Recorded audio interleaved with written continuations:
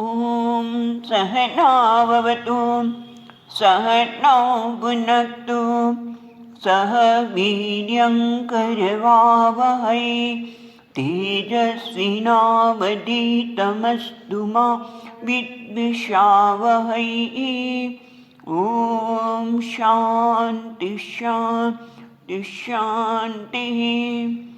श्रुतिस्मृतिपुराणानाम् आलयं करुणालयं नमामि भगवत्पादं शङ्करं लोकशङ्करं। शङ्करं शङ्कराचार्यं केशवं बादरायणं सूत्रभाष्यकृतौ वन्दे भगवन्तौ पुनः पुनः। ईश्वरो गुरुरात्मेति मूर्तिभेदविभागिने व्योमवद्व्याप्तदेहाय दक्षिणामूर्तये नमः। ॐ पार्थाय प्रतिबोधितां भगवता नारायणेन स्वयं व्यासेन ग्रथितां पुराणमुनिना मध्ये महाभारतम् अद्वैतामृतवर्षिणीं भगवतीम् अष्टादशाध्यायिनीम् अम्ब त्वामनुसन्दधामि भगवद्गीते भवद्वेषिणीम्। यं ब्रह्मा वरुणेन्द्ररुद्रमरुतः स्तुन्वन्ति दिव्यैस्तवैः वेदैः साङ्गपदक्रमोपनिषदैः गायन्ति यं सामगाः। ध्यानावस्थिततद्गतेन मनसा पश्यन्ति यं योगिनः यस्यान्तं न विदुःसुरासुरगणाः देवाय तस्मै नमः। चौथो अध्याय 37मो श्लोक। यथेधांसि समिद्धोऽग्निः तेधांसि समिद्धोऽग्निः भस्मसात् कुरुतेऽर्जुन भस्मसात् कुरुतेऽर्जुन। नानाग्नि सर्वकर्माणि नानाग्नि सर्वकर्माणि भस्मसात् कुरुते तथा भस्मसात् कुरुते तथा।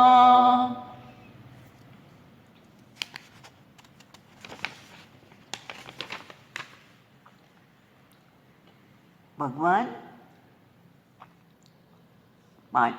35 અને 36મા શ્લોકમાં જ્ઞાનની સ્તુતિ કરતા બતાવે છે કે બધા જ કર્મ ગમે તો પાપી પણ પાપી જ્ઞાનના શરણે આવશે તો એ બધા જ આ જ્ઞાનરૂપી તરાપાથી બધાને કરી જશે। અને એના માટે જે દ્રષ્ટાંત આપ્યું ભગવાને કે જે રીતે પ્રજ્વલિત થયેલો અગ્નિ શું કરે છે? ભસ્મસાત કુરુતે તેધાંસી કાષ્ઠને બાળી નાખે છે। જે કાષ્ઠનો ભારો પહેલાં ઊંચવવા માટે ભારે હતો પણ જે અગ્નિના સંપર્કમાં આવ્યો અને હવે શું થઈ ગયું? બધા ભસ્મમાં પરિવર્તન થઈ ગયું। એ ભસ્મ પછી ઊંચકવામાં ભાર નથી લાગતો, એ કદાચ વિભૂતિ બની જાય છે, એને કદાચ શરીર ઉપર પણ લગાવી શકાય છે। કામદેવને બાળી અને ભગવાન શિવે એની ભસ્મ લગાવી દીધી। એ રીતે આ જ્ઞાનરૂપી અગ્નિના કારણે સર્વકર્માણી ભસ્મસાત કુરુતે તથા આ જ્ઞાનાગ્નિ છે એ શું કરે છે? બધા કર્મને બાળી નાખે છે। ખરેખર કર્મને બાળતું નથી જ્ઞાન અગ્નિ, પણ કોને બાળે છે? કર્મ જે બંધન કરતા હતું, જે કર્મમાં બંધન કરવાની શક્તિ હતી એને બાળે છે। કર્મમાં બંધન કોણ કરે? કર્મમાં બંધન કરવાની શક્તિ શેના લીધે છે? તો કે કર્તૃત્વ અને ભોક્તૃત્વ। આ મારે કરવાનું છે, આ જગતમાંથી મારે ભોગવવાનું છે। આ કર્તૃત્વ અને ભોક્તૃત્વ છે એ જ કર્મને બંધન કરવાની શક્તિ પ્રદાન કરે છે. એટલે આમ જોવા જોઈએ તો કોણ પ્રદાન કરે છે શક્તિ? બંધન કરવાની, કોઈ મને બાંધવાની શક્તિ કોણ પ્રદાન કરે છે? હું જ મારી જાતને બાંધવાની શક્તિ પ્રદાન કરું છું. તેવું ને? બરોબર. અને એટલા માટે ભગવાન કહે છે કે જ્ઞાન અગ્નિ તેને બાળે છે? બંધન કરવાની શક્તિને બાળી નાખે છે. હવે જ્ઞાનના પરિણામે હવે કર્તૃત્વ રહ્યું નથી. હવે કર્તૃત્વ નથી રહ્યું તો પછી ભોક્તૃત્વ તો શક્ય જ નથી. અને એના લીધે એના બધા કર્મો બળી જાય છે. એટલે કે કર્મની બંધન શક્તિનો નાશ થાય છે. અને એના માટે ગઈકાલે આપણે જોયું એ પ્રમાણે 3 પ્રકારના કર્મ છે. એક સંચિત કર્મ, પ્રારબ્ધ કર્મ અને આગામી કર્મ. સંચિત કર્મ બળી જાય છે એટલા માટે કે જે કર્મ કરનાર હતો એ જ રહ્યો નથી, કર્તૃત્વ રહ્યું નથી. માટે જે ભેગા થયેલા સંચિત કર્મો છે, જેમ કે દ્રષ્ટાંત આપણે એ વખત જોયું છે કે જેમ કે કોઈ વ્યક્તિ છે, એણે બેંકમાં, સ્વિસ બેંકમાં, અહીંની નહીં, સ્વિસ બેંકમાં પૈસા મૂક્યા છે, પણ એણે કોઈને પાકોને આપવા કહેતું લખવાનું રહી ગયું છે, નોમિનેશન નહીં કર્યું હોય, તો શું થાય કે એના શરીરે શાંત થવાથી પૈસા ક્યાં જાય? સમષ્ટિમાં જતા રહ્યા. એ રીતે આના સંચિત કર્મો છે એ સંચિત કર્મો બળી ગયા. એટલે કે હવે એ કર્તૃત્વ રહ્યું નથી, માટે એ હવે બધા સમષ્ટિમાં જતા રહ્યા. આગામી કર્મો છે એ વખતેને જ્ઞાન છે કે નૈવ કિંચિત કરોમિ ઇતિ, કર્મ કરી રહ્યો છે ત્યારે જ્ઞાનના પરિણામે એ જાણે છે કે ઇન્દ્રિયાણી ઇન્દ્રિયાર્થેષુ વર્તન્તે નૈવ કિંચિત કરોમિ ઇતિ, હું તો કંઈ કર્મ કરતો જ નથી. એટલે હવે એ કર્મ થઈ રહ્યા છે ત્યારે કર્મ બંધનરૂપ નથી, એટલે કે કર્મનો ભાર નથી. હવે કર્મ આનંદિત થાય છે, થઈ રહ્યા છે, કર્મ થઈ રહ્યા છે. અને પ્રારબ્ધ કર્મ જે છે, જે કહ્યું ને ગઈકાલે કે નિર્બીજી કરવોથી બીજ બળી જાય છે, પણ આ કયું છે? આ પ્રારબ્ધ કર્મ છે એ તો ફળ આપવાને શક્તિમાન થઈ જ ગયા છે. અને એટલા માટે પ્રારબ્ધ કર્મના લીધે એને કદાચ પીડા પણ આવે, મુશ્કેલીઓ પણ આવે, પણ એના માટે શું છે? પ્રતિક્રિયા કરતા નથી.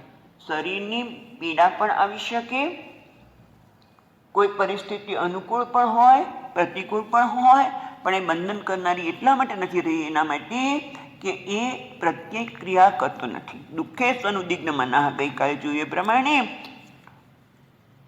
દુઃખકારક પરિસ્થિતિ ઉત્પન્ન થાય તો પણ એને પીડા આપતો નથી, કારણ કે જાણે છે કે આ બધું જે થઈ રહ્યું છે ઈશ્વરની નિયતિના આધારે થઈ રહ્યું છે, અથવા તો ઈશ્વરની કૃપા છે. એમાં એને કૃપાના દર્શન કરવા બહુ મોટી વસ્તુ છે કે કોઈ પણ પરિસ્થિતિમાં એને ભગવાનની કૃપાના દર્શન થાય છે. અને એના માટે એ કર્મ પણ જાણે કે બળી જ ગયા છે, એટલે કે એને બાધિત કરતા નથી, એને પીડા આપતા નથી. એટલે કે ટૂંકમાં હવે પ્રારબ્ધ કર્મને લીધે જે કંઈ પરિસ્થિતિ ઉત્પન્ન થાય છે ત્યારે એ માનસિક સ્થિતિ, એની માનસિકતા પર પણ અસર થતી નથી, કારણ કે જાણે છે કે જે કંઈ મનમાં કદાચ પરિવર્તન આવે કોઈ વસ્તુને જોઈને, જેમ કે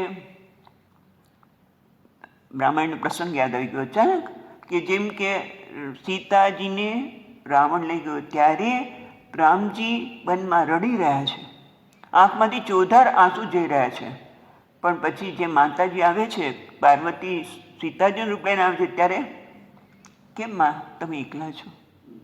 ખ્યાલ આવે?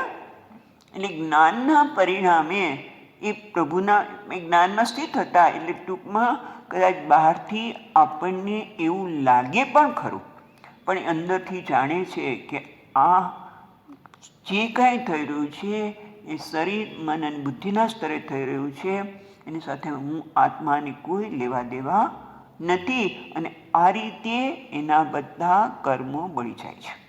ગઈકાલે આપણે જોતા હતા કે કોઈને પ્રશ્ન થયો,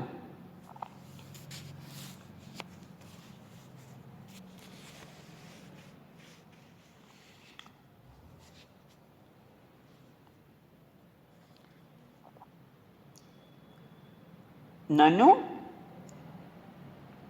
અન્યેનૈવ પરિશુદ્ધિકરણેન કેનચિદશ્વમેધાદિ પરમ પુરુષાર્થ અસી સિદ્ધેઃ.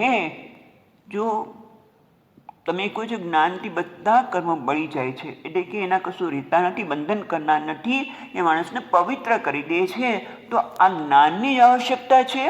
કારણ કે ઉપાસના પણ કરી શકાય કે નહીં? અશ્વમેધ વગેરે યજ્ઞ પણ કરી શકાય કે નહીં?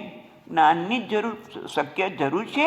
એટલે હવે પછીના શ્લોકમાં ભગવાન જ્ઞાનની આવશ્યકતા છે, જ્ઞાન જેવું કોઈ મહાન વસ્તુ છે જ નહીં એ બતાવતા 38મા શ્લોકમાં કહે છે, નહીં જ્ઞાનેન સદૃશમ હિ જ્ઞાનેન સદૃશમ પવિત્રમિહ વિદ્યતે પવિત્રમિહ વિદ્યતે તત્સ્વયં યોગ સંસિદ્ધઃ તત્સ્વયં યોગ સંસિદ્ધઃ કાલેનાત્મનિ વિંદતે કાલેનાત્મનિ વિંદતે.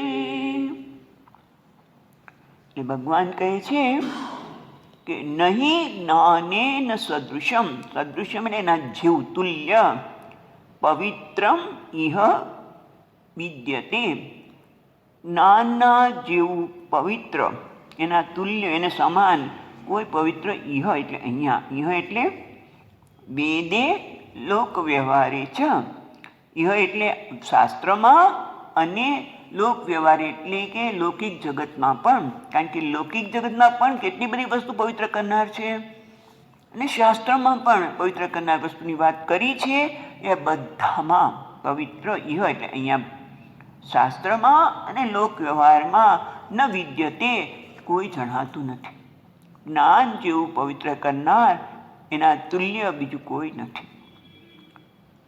તત્ સ્વયં યોગ સંસિદ્ધ કાલેન આત્મનિ વિદ્યતિ. તત્ એટલે જ્ઞાન, જ્ઞાન તે જ્ઞાન જ સ્વયં યોગ સંસિદ્ધ, જે યોગમાં સંસિદ્ધ છે, યોગથી યોગની જેને સિદ્ધિ પ્રાપ્ત કરી છે, યોગ એટલે કર્મયોગ, કર્મયોગથી જેને સિદ્ધિ પ્રાપ્ત કરી છે, અંતઃકરણ શુદ્ધ કર્યું છે. અને એના માટે અહીંયા શંકરાચાર્ય મહારાજ બીજો શબ્દ પણ વાપરે છે, કર્મયોગેન સમાધિ યોગેન. એ આપણે જોઈશું. એના દ્વારા જેણે સંસિદ્ધિ પ્રાપ્ત કરી છે, સંસિદ્ધિનો અર્થ પણ શંકરાચાર્ય કરે છે.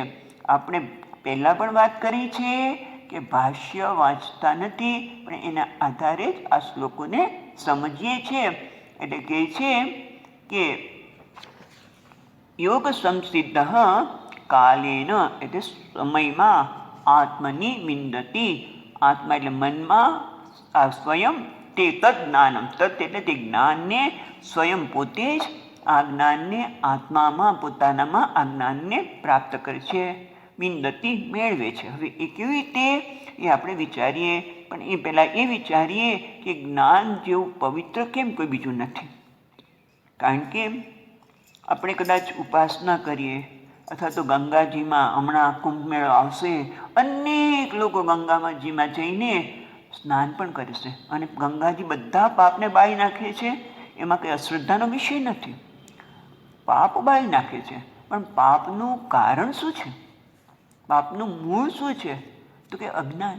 અજ્ઞાનમાંથી ઉત્પન્ન થયેલો અહંકાર, અહંકારને લીધે થયેલા રાગ અને દ્વેષ, અને આ રાગ અને દ્વેષ ગમો અને અણગમો જ માણસને પુણ્ય કે પાપ કર્મ કરાવતા હોય છે. રાઈટ? અને એટલા માટે એ ગંગાજી પણ દૂર ન કરી શકે. તમે કોઈ પણ ઉપાસના કરો તો તમારા આવતા અવરોધો દૂર થાય, પણ અવરોધો દૂર થાય પણ પછી ફરીવાર નહીં આવે બીજા કોઈ કર્મના લીધે, એ કહી શકાય નહીં. પાપ એટલે જીવનમાં આવતા અવરોધો, પાપ એટલે જીવનમાં આવતા દુઃખો. એટલે તમે કદાચ ઉપાસના કરો કે કંઈ પણ કરો તો એથી દૂર થાય, પણ કાયમ માટે જો દૂર થઈ શકતું હોય તો પાપનું જે મૂળ છે અજ્ઞાન. પવિત્રાણામ પવિત્રયમ, પવિત્રનેથી પવિત્ર કરનાર કોણ છે? હરે નામેવ કેવલમ. આમ તો ત્યાં એવું કહે છે ઉપનિષદ સ્તોત્રમાં પણ પવિત્રથી પવિત્ર કરનાર પણ છે ઈશ્વર, એટલે કે ઈશ્વરનું જ્ઞાન, આત્માનું જ્ઞાન. એક વખત જ્ઞાન થઈ ગયા પછી કોઈ તમને કહેવાય ને પાપનું નહીં જ્ઞાને ને સદૃશ્યમ પવિત્રમ વિદ્યતે, એટલે એને પવિત્ર કરનાર બીજું કોઈ રહેતું નથી. કારણ કે આપણને ખબર નથી.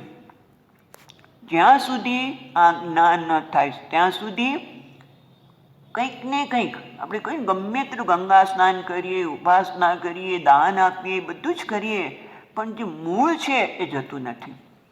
અને એટલા માટે એને પ્રાપ્ત કરવું હોય તો શું કરવાનું? તો તત્ સ્વયં યોગ સિદ્ધ કાલેન આત્મની વિંદતી.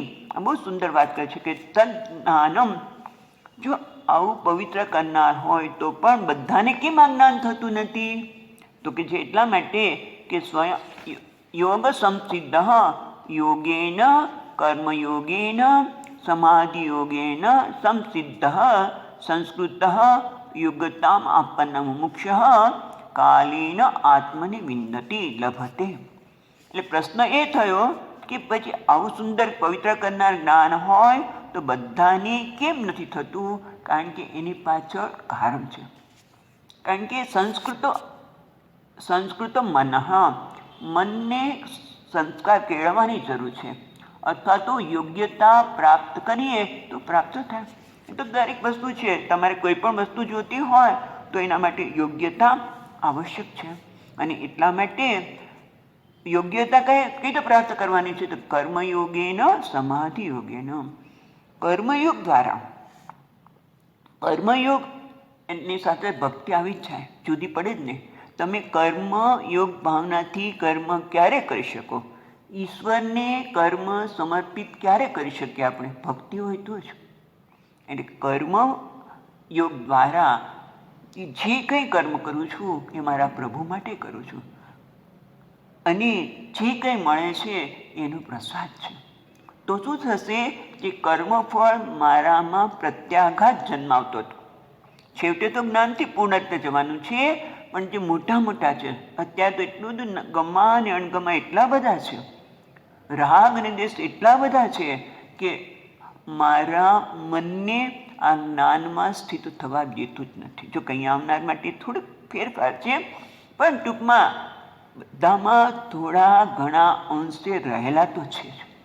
અને એ કેવું છે કે જે ઓલું કહે પાણી હોય, માટીવાળું પાણી હોય, તળાવ છે, તળાવ નીચે માટી બેસી ગઈ અને પાણી ચોખ્ખું દેખાય છે, પણ એકાદ કાંકરો નાખો તો પાછું માટી ઉપર આવે. એમ આપણે જ્યારે વ્યવહાર કરીએ ને ત્યારે આપણે ખબર પણ નથી હોતી. આપણે થાય કે મને કોઈના માટે રાગી નથી, કોઈના માટે દ્વેષે નથી, હું તો બધા આગ્રહમાંથી મુક્ત થઈ ગયા છે એવું લાગે, પણ ખરેખર એવું હોતું નથી. જ્યારે કોઈ કર્મ કરીએ ને ત્યારે ખબર પડે. કોઈ પ્રસંગ આવે અને એ વખતે આપણે કેટલા સ્થિર રહી શકીએ છીએ, પ્રતિક્રિયાથી રહિત રહી શકીએ છીએ, ખબર નથી. ભલે ના આવે તો જ ખબર પડશે ને. જો આપણે કર્મ કરીશું તો પેલા પાણીમાં પથ્થર નાખીએ અને જેમ પાણીનું પેલું જે મેલ છે બહાર આવે તો પછી આપણે ખબર પડે. એમાં કર્મયુગ આપણે જેમ વ્યવહાર કરતા જઈએ એમ નવા નવા રાગ ઉત્પન્ન થતા જાય અને એને દૂર કરતા રહેવાનું. એ જ મજા છે. કારણ કે એમ ક્યારે આ રાગદ્વેષ દૂર થશે, ક્યારે મને જ્ઞાન થશે, એવી કોઈ ચિંતાની જરૂર જ નથી. અકળામણથી કંઈ ફેર પડવાનું નથી. ક્યારે થશે? આ ક્યાં સુધી સત્સંગ કરવાનો, ક્યાં સુધી અભ્યાસ કરવાનો? શું વાંધો છે? આનંદની છે. જેમ સ્વામીજી મહારાજ કહે કે આપણે કેદારનાથ જતા હોય, ક્યારે કેદારનાથ આવશે એની ચિંતા શા માટે કરે છે? આનંદમાં ને આ પ્રકૃતિનો. એમ આપણે જેમ જેમ અધ્યયન કરતા જઈએ, જેમ જેમ વ્યવહાર કરતા જઈએ, ભલે ને નીકળે ઓહો આ પણ પડ્યું છે, ચાલો એને દૂર કરો. એટલે અકળામણ અનુભવ્યા વગર આપણે સભાનપણે આ રાગ દ્વેષને દૂર કરીએ કર્મયોગે ન. કારણ કે અહીંયા કહે છે કાલેન આત્મને વિંદતી. જેમ જેમ હૃદય શુદ્ધ થતું જશે અને સાથે સાથે શું થશે? સમાધિ યોગ. સમાધિ એટલે એકાગ્રતા, જે છઠ્ઠા અધ્યાયમાં વાત કરવાના છે. મનની ચંચળતાનો અભાવ. જેમ જેમ કર્મયોગ ભાવનાથી કર્મ કરતા જશું, ભક્તિથી આ બધા જે મળ છે ને એ દૂર થતા જશે. રાગ અને દ્વેષ રૂપી મળ દૂર થતા જશે, માટી કચરો દૂર થતા જશે અને હૃદય શુદ્ધ થતું જશે. અને એથી શું થશે? સમાધિ યોગ એટલે એકાગ્રતા પણ આવશે. એના માટે પણ પ્રયત્ન તો કરવો જ પડે. મનની ચંચલતા તો છે જ, કારણ કે આપણે જગતના પદાર્થોની અંદર ભોક્તૃત્વ બુદ્ધિ પણ છે, સત્યત્વ બુદ્ધિ પણ છે, અને એટલે ચંચળતા તો આવવાની, વિક્ષેપ પણ આવવાનો. એટલે એનો પણ પ્રયત્ન કરતા જઈએ. પણ એ પ્રયત્ન ક્યારે થાય? જરા હૃદય શુદ્ધ થયું હોય તો. એટલે કર્મયોગેન અને સમાધિ યોગેન સંસિદ્ધ એટલે સિદ્ધિ એટલે અંતઃકરણ શુદ્ધિ અથવા તો સંસ્કૃત્ય યોગ, સંસ્કૃત એટલે યોગ્યતા પ્રાપ્ત કરી એવા મુમુક્ષુને કાલેન આત્મની સ્વયં લભતે. એટલે સ્વયં એટલે એને જાતે જ એનું હૃદય શુદ્ધ થતાં એને જ્ઞાન માટે પ્રેમ થશે, એના માટે બધા પ્રયત્ન કરશે અને એને આ જ્ઞાન પ્રાપ્ત થશે. એક અર્થ એ થાય. અને સ્વયંનો બીજો એક પણ થાય સરળતાથી. સ્વયં એટલે એની જાતે પણ થાય. તત્ સ્વયં યોગ સંસિદ્ધ, તત્ એટલે જ્ઞાન, સ્વયં આત્મની વિંદતિ. એક અર્થ પહેલાં જોઈએ. તત્ સ્વયં આત્મની વિંદતિ, તે તત્ એટલે તે જ્ઞાન, સ્વયં એની જાતે જ, આત્મની વિંદતિ આત્મામાં, અંતઃકરણમાં, મનમાં, બુદ્ધિમાં થશે. વિંદતિ એટલે પ્રાપ્ત કરશે. ક્યારે? કે જ્યારે યોગ સંસિદ્ધ થયેલો છે. યોગથી સંસિદ્ધ એટલે એનું મન સંસ્કૃત થયેલું છે, એને એની જાતે જ્ઞાન થશે. એટલે અંતઃકરણ શુદ્ધિ, જિજ્ઞાસા વગેરે કહી શકીએ. અથવા તો બીજું કહીએ તો સ્વયં એટલે સહજતાથી. હવે બધી વાર નહીં લાગે. પણ અહીંયા કહે છે કાલેન એટલે દીર્ઘ, મહતા કાલેન. એવું પણ શંકરાચાર્ય મહારાજ કહે છે, મહતા કાલેન આત્મની વિંદતિ એટલે કે લાંબો સમય લાગે. શેમાં સમય લાગે છે? પોત અધિકારી પ્રાપ્ત કરવા માટે, યોગ્યતા પ્રાપ્ત કરવા માટે. અને કેટલીક જગ્યાએ એવો પણ થાય છે કે ક્યાં સુધી કર્મયોગ ભાવનાથી કર્મ કરવાના, કેટલા વર્ષ કરવાના? એટલે કાલેને કહીને એ કહે છે કેટલા વર્ષ નહીં, પણ સમયે. એટલે કીધું એનો સમય થશે ત્યારે પ્રાપ્ત થશે. પણ પ્રયત્ન તું ચાલુ રાખ. તારા કર્મમાં તું આનંદ મેળવ, કારણ કે કર્મયોગ ભાવના તને રાગદ્વેષ દૂર કરતાં તને કર્મમાં પણ આનંદ પ્રાપ્ત થશે અને જ્ઞાન માટે પણ જિજ્ઞાસા જાગૃત થશે. એટલે ટૂંકમાં ભગવાન એ કહે છે કે આ જ્ઞાન અતિ પવિત્ર કરનારું છે, હંમેશના માટે તને આ પ્રતિક્રિયામાંથી મુક્ત કરશે, સંસારમાંથી મુક્ત કરશે. એના માટે કેટલું શું કરવાનું છે તારે? યોગ સંસિદ્ધ બનવાની આવશ્યકતા તારી જો છે. અને તો તને સહજતાથી આ જ્ઞાન જરૂર પ્રાપ્ત થશે. ઓકે, એટલે આવું આ જ્ઞાન છે. પછી કહે છે શંકરાચાર્ય મહારાજ પછીના શ્લોકના પહેલાં કહે છે એન એકાંતેન જ્ઞાન પ્રાપ્તિ ભવતી સ ઉપાય ઉપદિશ્યતિ. હવે ભગવાન અવશ્ય આ જ્ઞાન પ્રાપ્ત થાય એના માટેનો ઉપાય. આ વસ્તુ હોય તો તને જ્ઞાન પ્રાપ્ત કરવામાં કોઈ મુશ્કેલી નહીં પડે. એની વાત હવે પછીના શ્લોકમાં કહે છે. એકાંતિકેન એટલે આ હોવાથી અવશ્ય થશે. એક શું છે એ આપણને 39મા શ્લોકમાં કહે છે. 39મા શ્લોક 4થા અધ્યાયનો. શ્રદ્ધાવાન લભતે જ્ઞાનમ, શ્રદ્ધાવાન લભતે જ્ઞાનમ, તત્પર સંયતેન્દ્રિયઃ, તત્પર સંયતેન્દ્રિયઃ, જ્ઞાનં લબ્ધ્વા પરાં શાંતિં, જ્ઞાનં લબ્ધ્વા પરાં શાંતિં, અચિરેણાધિગચ્છતિ, અચિરેણાધિગચ્છતિ. ભગવાન કહે છે શ્રદ્ધાવાન લભતે જ્ઞાનમ, તત્પરઃ સંયતેન્દ્રિયઃ. એટલે જ્ઞાનને પ્રાપ્ત કરવાનો ઉપાય બનાવે છે. અને બીજી લીટીમાં જ્ઞાનની પ્રાપ્તિ થવાથી શું ફળ મળશે એ કહે છે જ્ઞાનમ લબ્ધ્વા પરામ શાંતિમ અચિરેણાધિગચ્છતિ. એટલે જો કાલેન આત્મનિમિંદતી, આગળ કીધું કે લાંબા સમય પછી એ આત્મજ્ઞાન પ્રાપ્ત કરશે. એવું નથી, અંતકણ શુદ્ધિ પ્રાપ્ત કરવામાં સમય લાગે છે. અહીંયા તરત જ ભગવાન કહે છે અચિરેણાધિ ગચ્છતિ, એટલે ક્ષિપ્રમ, જ્ઞાનની પ્રાપ્તિ થતાં તરત જ પરામ શાંતિમ અચિરેણાધિ ગચ્છતિ, એને તરત જ અચિરેણ, એટલે અચિરેણ કોઈ પણ ક્ષમય ગયા વગર તરત જ ક્ષિપ્રમ એવ પ્રાપ્ત કરશે. શું પ્રાપ્ત કરશે? જ્ઞાનથી પ્રાપ્ત, જ્ઞાન મળતા જ એને પરમ શાંતિ પ્રાપ્ત થશે. પરમ શાંતિ શું એ આપણે પછી જોઈએ છીએ. પહેલાં જોઈએ શ્રદ્ધાવાન લભતે જ્ઞાનમ. શ્રદ્ધાવાન લભતે જ્ઞાનમ, આમ સાંભળ્યું છે ને? શ્રદ્ધાવાન જે શ્રદ્ધા ધરાવે છે એને જ્ઞાન પ્રાપ્ત થાય છે. પહેલું આ એક જ છે.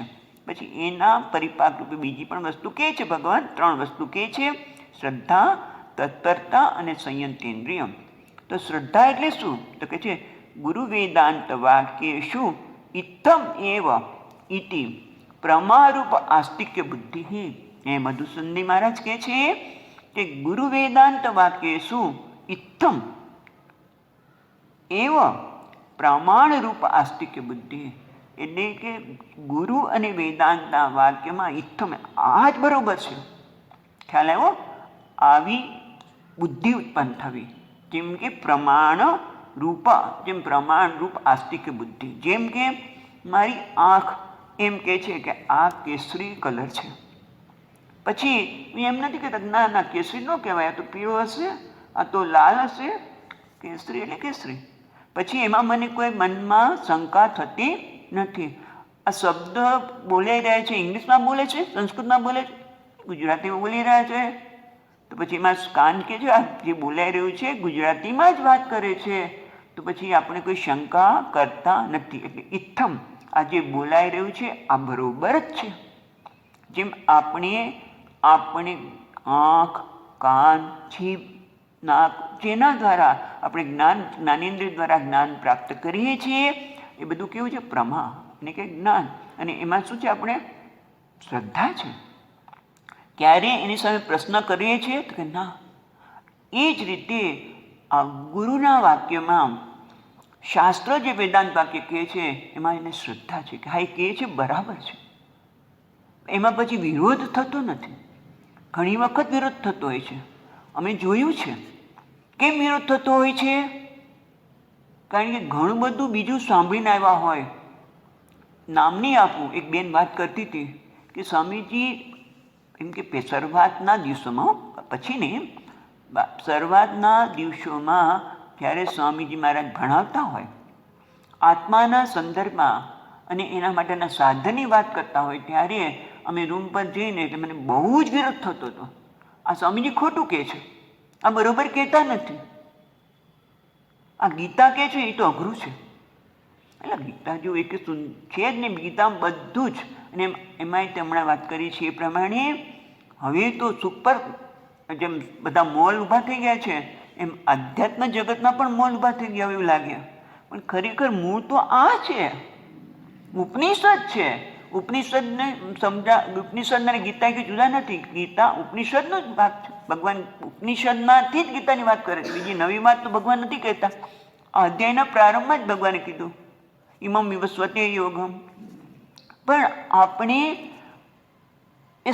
આપણે એના માટે કીધું ને આગળ જે કહ્યું એ પ્રમાણે યોગ સંસિદ્ધ એ તૈયારી ન કરી હોય એટલે આપણને આમાંય વિરોધ થાય. અને એટલા માટે શ્રદ્ધાની આવશ્યકતા છે. અને શ્રદ્ધા હોય તો હોય, એમાં આપણી કોઈ પ્રયત્ન નથી, પણ શ્રદ્ધાની આવશ્યકતા તો છે જ. શેમાં? તો કે ગુરુના વાક્યમાં. એ જે કહે છે એ બરોબર છે, એને એમ કશું જ મેળવવાનું નથી. એ જે કહે છે એ મારા હિતમાં છે. કેમ? કારણ કે તેની વાત કરે છે શાસ્ત્રની, એટલે શાસ્ત્ર પણ પ્રમાણ છે. માટે એ પણ જે કહે છે એનો સ્વીકાર કરવું. એ ક્યારે થાય? એટલે જો 4 પ્રકારની શ્રદ્ધાની આવશ્યકતા પડે. એક તો શાસ્ત્ર કૃપા, શ્રદ્ધા કહો કે કૃપા કહો. શાસ્ત્રમાં શ્રદ્ધા હોય તો એની કૃપા પ્રાપ્ત થાય. કારણ કે જો તમને શ્રદ્ધા ન હોય તો એની કૃપા પ્રાપ્ત થાય નહીં. કૃપા એટલે વસ્તુ જેવી છે એવી જણાય.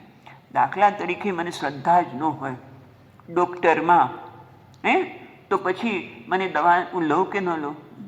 લેવી. હવે એ તો ડૉક્ટર બતાવ્યા ખરા, પણ એ દવાથી સારું થશે કે નહીં? આ રસી લેવાની વાતો તો કરે છે, પણ કદાચ રિએક્શન આવશે તો આપણે એમ લેવાની ઈચ્છા જ ન થાય. સારું થયું ન આવ્યો નામ લખવા. નહીંતર પણ શ્રદ્ધા હોય તો, એટલે કોઈ પણ વસ્તુમાં શ્રદ્ધા હોય તો એની કૃપા પ્રાપ્ત થાય. ખ્યાલ આવે? શ્રદ્ધા હોય તો કૃપા પ્રાપ્ત થાય, તો વસ્તુનું આપણે જ્ઞાન થાય, નહીંતર ન થાય. એટલે શ્રદ્ધા એટલા માટે આવશ્યકતા છે કે જે તેની કૃપા પ્રાપ્ત થાય. એટલે એ રીતે પહેલાં તો ઈશ્વરમાં શ્રદ્ધા. ઈશ્વરમાં શ્રદ્ધા કેમ છે? શાસ્ત્રમાં શ્રદ્ધા છે. કારણ કે શાસ્ત્ર કોની વાત કરે છે? ઈશ્વરની, પરમાત્માની વાત કરે છે. એટલે શાસ્ત્રમાં શ્રદ્ધા, ઈશ્વરમાં શ્રદ્ધા, અને ઈશ્વરની જે શાસ્ત્રની વાત કરનાર જે વક્તા છે એ કોણ? ગુરુમાં શ્રદ્ધા અને મારામાં શ્રદ્ધા.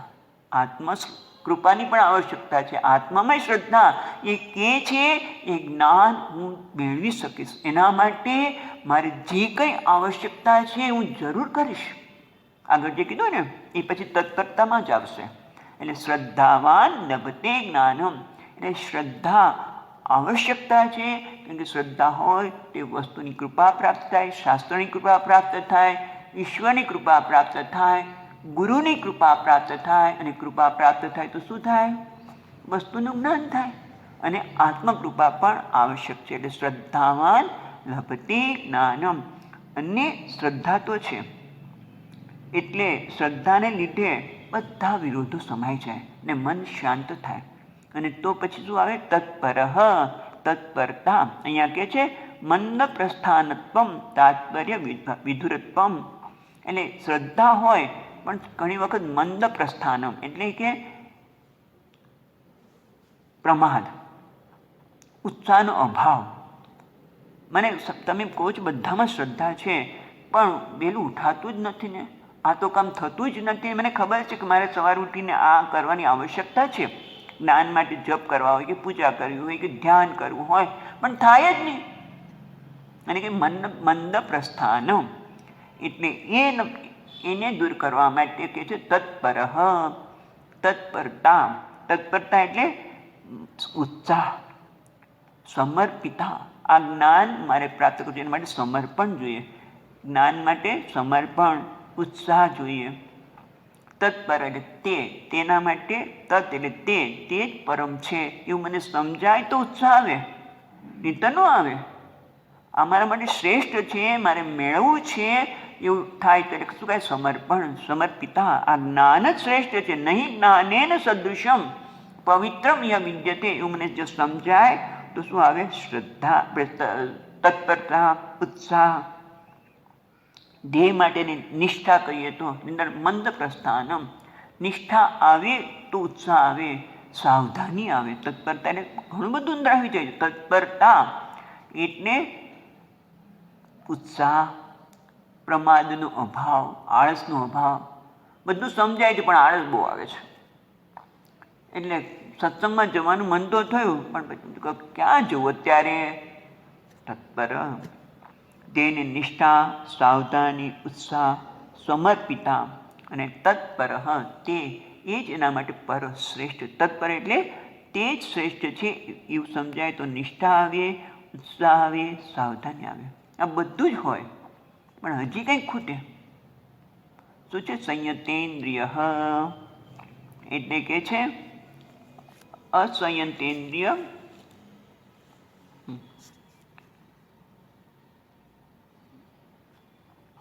સંયતેન્દ્રિય અવશ્યમ જ્ઞાનમ લભતે. ઓકે, ચાલો. અસંયતેન્દ્રિય કારણ કે બધું હોય પણ ઇન્દ્રિયોનો સંયમ પણ ન હોય. બરાબર? ઇન્દ્રિયો આપણને સંયમ એટલે અનુકૂળ હોવું. વેદાંતમાં શું કહે? અનુકૂળતા. સંયમ એટલે ઇન્દ્રિયો. મન આપણે આ ઇન્દ્રિયો પણ આપણે વાંચા બેઠા હોય, કંઈક થાય, અવાજ થાય ને ભાગ્ય. તો કે એવું નહીં. ઇન્દ્રિયો પણ આપણને અનુકૂળ હોય, શરીર અનુકૂળ હોય. મનમાં પણ કહેવાય ને પ્રત્યાઘાતનો અભાવ. આ બધું શરીર ભગવત હમણાં ત્રીજા અધ્યાયમાં જોયું ને, રાગ દ્વેષ અસ્યા અધિષ્ઠાન ઉચ્યતે, આ બધા જ તારા માટે વેરી છે, ચોર છે, તારી સંપત્તિને ચોરી જાય છે. અને એના માટે શું જોઈએ? સંયતેન્દ્રિય, ઇન્દ્રિયો પણ મને અનુકૂળ હોય, મન પણ અનુકૂળ હોય, શરીર પણ અનુકૂળ હોવું જોઈએ. એનું નામ સંયમ. સંયમ એટલે અનુકૂળ, ઇન્દ્રિયોનો સંયમ એટલે અનુકૂળતા. દમન નહીં, દબાવી નથી જ, કારણ કે દબાવી દે તો પાછી ક્યારે ઉઠે ખબર નહીં, પણ આ બધા જ મને અનુકૂળ હોય એને કહે સંયતેન્દ્રિય. અનુકૂળતા કરી દે છે. એટલે આ ભગવાન કહે છે કે શ્રદ્ધામાન લભતે જ્ઞાનમ તત્પર સંયતેન્દ્રિય. એટલે ભગવાન ભાષ્યકાર કહે છે કે આ બધા જ હોય તો તને અવશ્ય જ્ઞાન પ્રાપ્ત થશે. તો પછી આચાર્ય પોતે જ કહે છે કે પ્રણિપાતાદિષુ, તમે આગળ તો કીધું કે પ્રણિપાત તત્પ્રસ્તુ તદ્વિદ્ધિ પ્રણિપાતેન પરિપ્રશ્નેન સેવયા ઉપદેક્ષંતિ તે જ્ઞાનમ જ્ઞાનેન તત્વદર્શિન.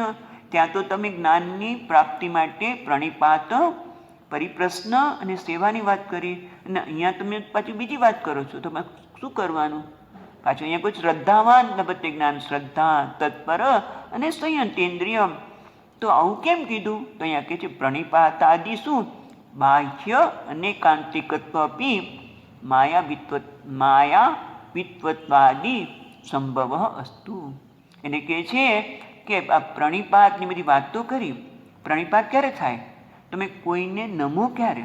આપણે અહંકાર નમાવીએ છીએ, એ ક્યારે અહંકાર નમે? કોઈને પ્રણામ પણ ક્યારે થાય? જ્યારે મને શ્રદ્ધા હોય ત્યારે, નહીં તો કોઈ નમીએ નહીં. એટલે આમ તો પ્રણિપાતમાં શ્રદ્ધા આવી જ જાય છે. પણ અહીંયા કહે છે માયા વિત્વાદિત, માયા વિત્વાદ. એટલે કદાચ એમાં ઘણી વખત આપણે કોઈને પ્રણામ કરતા હોય એવું બને નહીં, કારણ કે તમે પ્રણામ કરો અને છળ કપટ કે એવું હોય એ ખબર નથી. પણ છતાં આચાર્ય કહે છે કે એમાં એવી શક્યતા રહેલી છે. માયા વિત એટલે કે બહારથી પ્રણામ થતા હોય પણ છતાં અંદર કંઈ કપટ કે છળ હોઈ શકે, દેખાવ હોઈ શકે. પણ આમ તો શ્રદ્ધા હોય તો જ તમે પ્રાણીપાત કરી શકો. તમે નમસ્કાર કરો પછી પરિપ્રશ્નેન સેવયા. સેવા પણ ક્યારે થાય?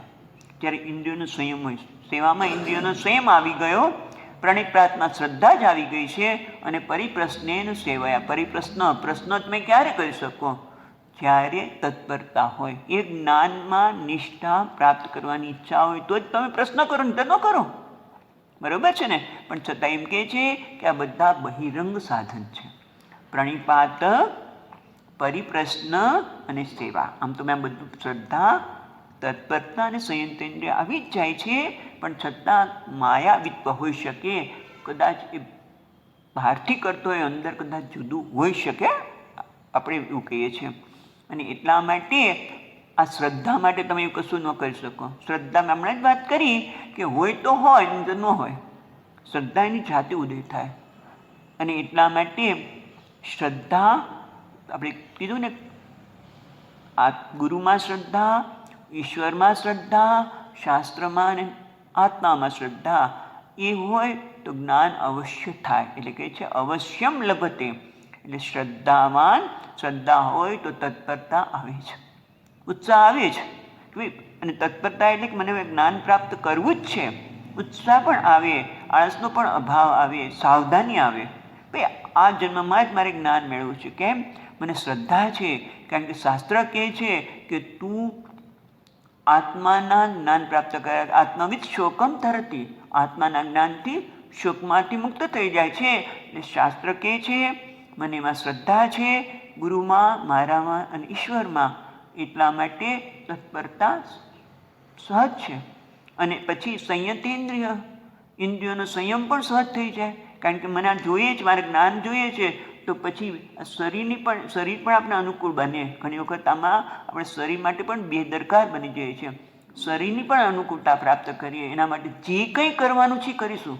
પછી ઉઠીને જો કંઈ આસન પ્રાણાયામ કરવાના હોય કે શરીરની કાળજી રાખવાની હોય, અતિ આહાર ન કરીએ, બધું આગળ આવશે. એટલે એની પણ તૈયારી કરી. પછી મનમાં રાગ દ્વેષ ઓછા કરવા માટે કર્મયોગ ભાવનાથી કર્મ કરીએ, નક્કી કરીએ કે હું મારું કોઈ કર્મ રાગ દ્વેષથી પ્રેરાઈને નહીં હોય, મારું કોઈ કર્મ ઈર્ષાથી ક્રોધથી પ્રેરાઈને નહીં હોય, અને એટલા માટે હું કર્મયુગ ભાવનાથી કર્મ કરીશ. બરાબર, બધું આવી જાય તો આપણને બધું અનુકૂળ થાય. જો અનુકૂળ થાય તો પછી જ્ઞાન અવશ્ય ભાવી, એ જ્ઞાન તને જરૂર થશે. જ્ઞાન પ્રાપ્ત કર્યા પછી શું થાય એ પણ આપણે પછી જોઈશું આવતા વખતે. એટલે અહીંયા આપણને જ્ઞાન પ્રાપ્તિના 3 ઉપાય બતાવ્યા, અને હવે એ જ્ઞાન પ્રાપ્ત થવાથી જે પરમ શાંતિ પ્રાપ્ત થાય છે એ આપણે આવતી વખતે વિચારીશું. ઓમ પૂર્ણમદઃ પૂર્ણમિદં પૂર્ણાત પૂર્ણમુદચ્યતે પૂર્ણસ્ય પૂર્ણમાદાય પૂર્ણમેવાવશિષ્યતે. ઓમ શાંતિ શાંતિ શાંતિ. શંકરં શંકરાચાર્યં કેશવં બાદરાયણં સૂત્રભાષ્યકૃતૌ વંદે ભગવन्तૌ પુનઃ પુનઃ. ઈશ્વરો ગુરુરાત્મેતિ મૂર્તિભેદવિભાગિને વ્યોમવદ્વ્યાપ્તદેહાય દક્ષિણામૂર્તયે નમઃ. ઓમ શાંતિ શાંતિ શાંતિ. હરિ ઓમ. શ્રી ગુરુભ્યો નમઃ. હરિ ઓમ.